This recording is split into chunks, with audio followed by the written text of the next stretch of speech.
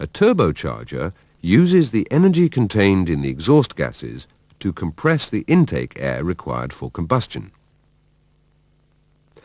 Compressing the air to above atmospheric pressure improves the filling of the cylinders and allows more fuel to be injected, which in turn increases the engine's output of both torque and power. The turbocharger consists of a turbine and impeller mounted on a common shaft. The exhaust gases drive the turbine and the impeller compresses the combustion air. The faster the turbine spins, the more the air is compressed or boosted. In turn, the more the air is boosted, the greater the volume and flow of the exhaust gases, and so on as the cycle is repeated.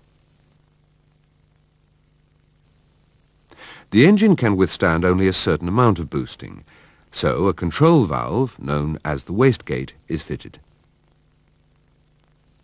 It's made up of a spring-loaded valve and diaphragm assembly connected to the inlet manifold by a short hose. The boost pressure acts upon the diaphragm, and at a predetermined pressure, it overcomes the spring pressure and opens the wastegate. The exhaust gases can then bypass the turbine unused. The turbine subsequently slows down and the boost pressure is reduced. The reduction in pressure causes the wastegate to close and the whole cycle begins again.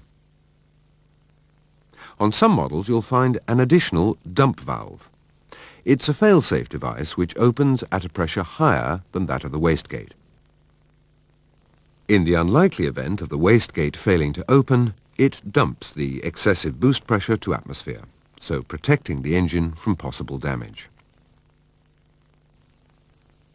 We already mentioned that to increase the engine's output, extra fuel must be provided to mix with the additional volume of air supplied by the turbocharger.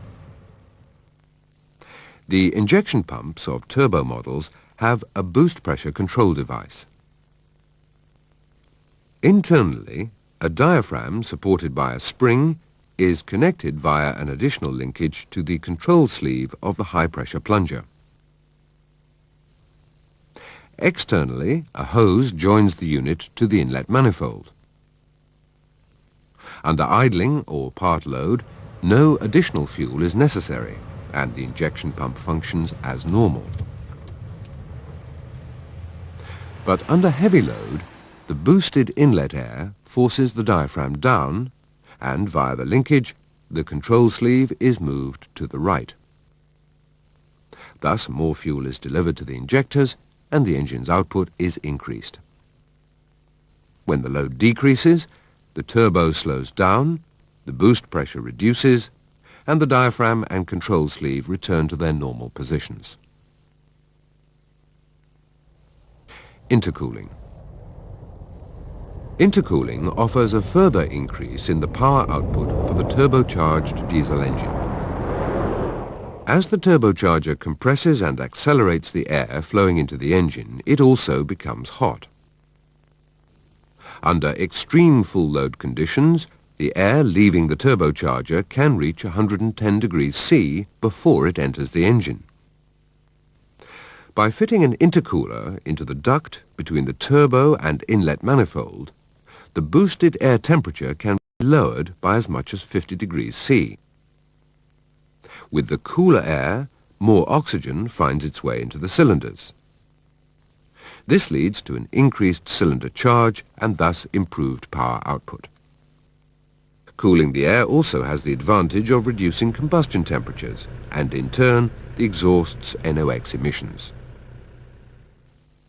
In construction, the intercooler is similar to a radiator. Instead of water passing through the core, though, it's the boosted air. The air is then cooled by the vehicle's normal airflow passing over the fins.